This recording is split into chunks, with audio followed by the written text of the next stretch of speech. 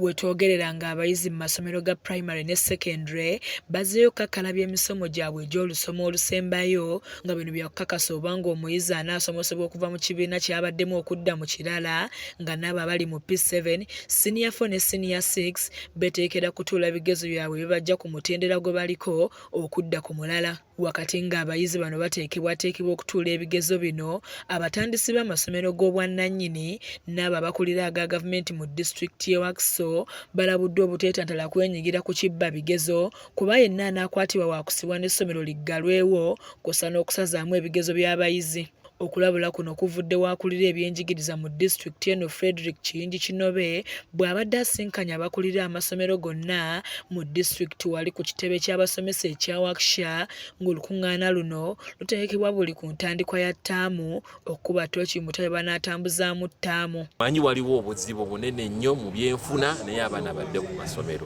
Olukuŋŋaana luno lwetabiddwamu n'abakulembeze ab'enjawulo okuva ku disitulikiti abakulembeddwamu ssentebe wa disitulikiti Dr. Matiya Rangabwanika ng'omukungu kino baategeezezza nti abasomesa abamu beetaba mu kubba ebigezo balowoozesa abazadde nti basomesa nnyo n'abalabula nti yenna anaakwatibwa kaakumujjuutuka. Bwe tubeegayiridde temwetaba mu kubba ebigezo kubanga n'ebyetaamu ne tukukwatako ne tukutegeera tugenda kukuvunaana n'obukambwe bungi n'obusungu bungi.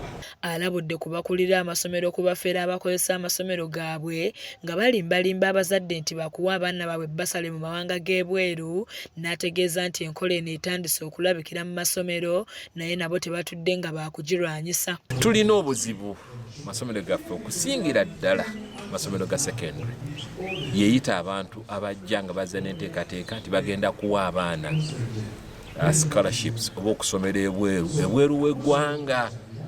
Abazadde ne batwalayo ssente omwana n'alema n'okufaayo mu kiraasi ng'alowooza nti buli kaseera agenda kulinnya nnyonyi kugenda. Njagala kwegalira abakulu b'amasomero aba secondary schools ab'e Wakiso, ensonga eno twagala gikwatako n'amaanyi.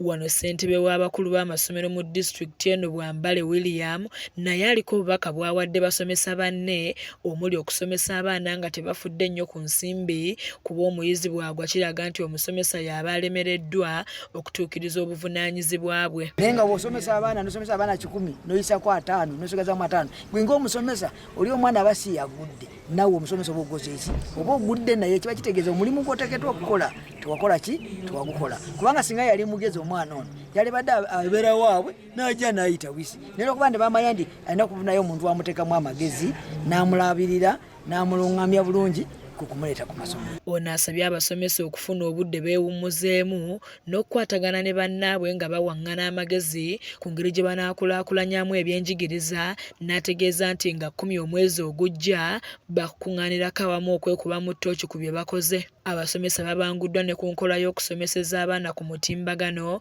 emanyiddwa nga Interactive Smart Board nga Nansamba Rose Diana agamba nti enkola eno yakuyamba nnyo n'abo abakuze mu myaka naye nga tebasobola kumalako misomo gyabwe okuddamu okusoma. Abeera mu ofiisi ye n'akiteekako n'oli ali mu kiraasi ye n'akiteekako aba asobola okulaba abali mu kiraasi nabo baba basobola omulaba. Ssentebe Bwandika asabye abakulira amasomero n'abazadde okufuba okulaba nga bataasa ebyenjigiriza ng'anokuddeyo alipoota eyafulumizibwa eyalaga nti bino biserebye nga bw'alambulula.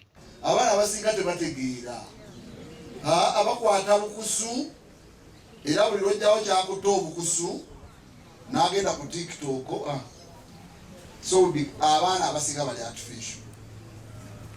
Okukwali kunoonyereza byenjogera si byange.